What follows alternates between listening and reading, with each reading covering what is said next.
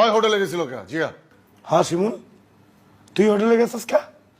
আরে ভাই আমি বাইরে গেছি একটা কাজে, হিগারে দেখি যে হোটেলে পর্দার ভিতরে ঢুকতেছে, পিছে পিছে যাই চাই ভাইয়া পর্দার ভিতরে হিগার ধুমে খাইতেছে, পরে নাই ভিডিও করলাম। সাবাস, এই না হইলেন আর ছোট ভাই। বুঝছেন এবার শিমুল্লা কি লিখে গেছে হোটেলে? আপনার আকাম কুকাম ভিডিও করার লিখে গেছে। আপনার কি লজ্জা করে না পাশা ভাই? আপনি একটা মুরব্বী মানুষ, কই পোলাপাইন আপনার তে শিখবে তা না, আপনি সব আকাম কুকাম করে বেড়ান রোজার মাসে। হ্যাঁ, পোলাপাইন কি শিখবে আপনার দ্বারা? তাই বাট আমি কি শিক্ষক যে পোলাপাইন আমার কাছ থেকে শিখবে?